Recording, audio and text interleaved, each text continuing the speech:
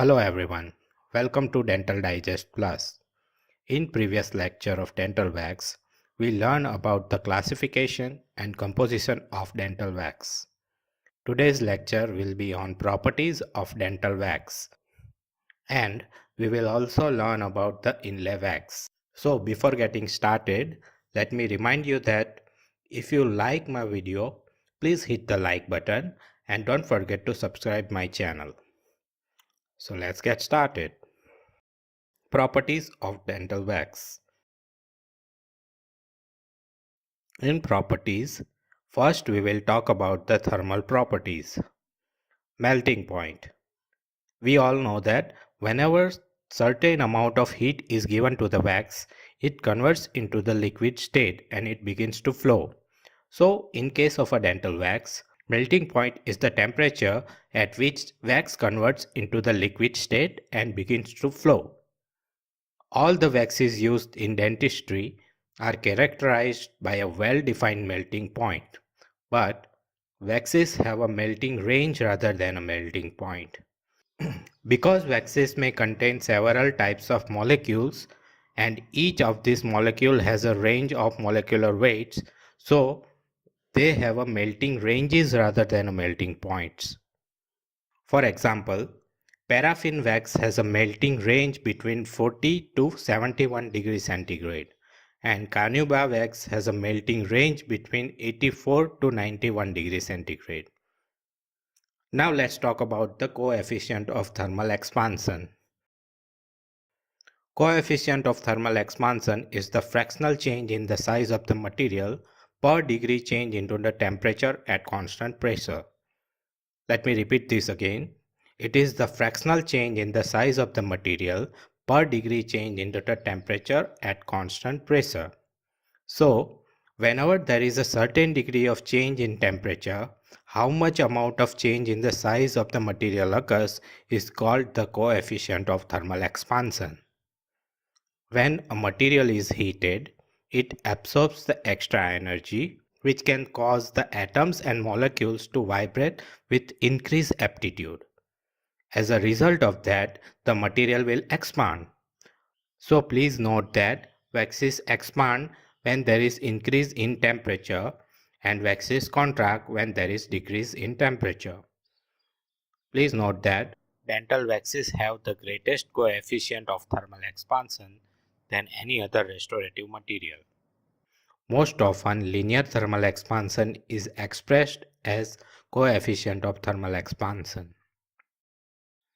Now let's talk about glass transition temperature. It is the temperature at which a sharp increase in coefficient of thermal expansion occurs, which indicates the increase in molecular mobility in that material. It is also called as a softening temperature. In waxes, at this temperature, transition of stable crystalline lattice occurs from orthorhombic to hexagonal form. This transition of stable crystalline lattice is present below the melting point of the wax. Because of that, it allows the wax to be manipulated easily without flaking or tearing. At this temperature, wax is soft, but it is not melted. Now let's talk about the flow. The property of flow results from the slippage of molecules over each other. Waxes show deformation when it is subject to the constant load for a period of time. Flow is measured by applying a load of 2 kg to the cylindrical specimen of wax. Because of the pressure, the specimen of wax will compress. So after applying a load, we have to measure the compression of the material in given period of time. The flow is recorded as percentage change in the height of the cylinder. In liquids, flow is measured by the viscosity, but in solids, flow is measured by the degree of plastic deformation in given fixed period of time. The flow of the wax is the viscous response to an applied stress.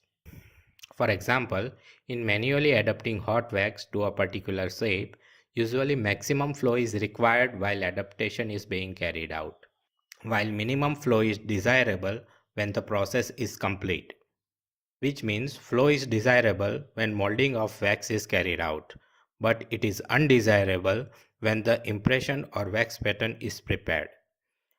The main factor which determines the extent of flow for the wax is temperature. Now let's talk about the mechanical properties.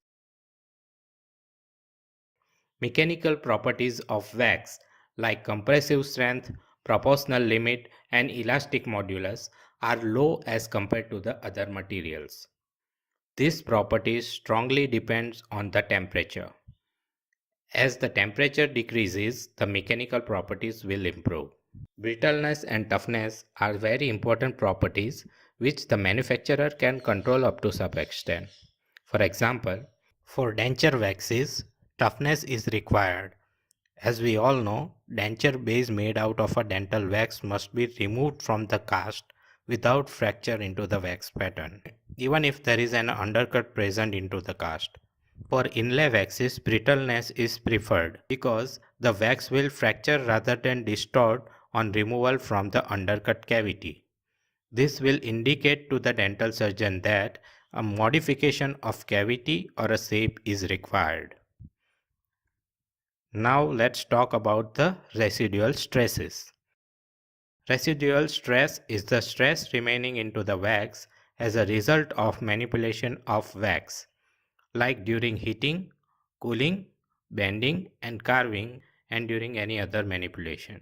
The release of residual stress at higher temperature causes an irreversible deformation that can destroy the fit of the wax pattern.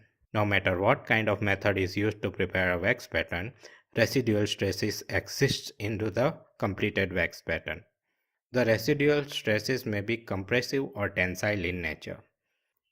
The warpage of wax pattern is due to the residual stresses which results from hitting the wax pattern. So, how to minimize the warpage and prevent the residual stresses? Wax should not be carved or burnished at the temperature below their melting point. Carve the wax pattern with the warm instrument. Melted wax should be added in a small increments. The time between the finishing of wax pattern and investing should be minimized. By doing all these things, we can reduce the residual stresses formation into the wax pattern. Now let's talk about the ductility. It is the ability of the material to be plastically deformed and it is indicated by plastic strain. Ductility of the material is related to the workability of the material.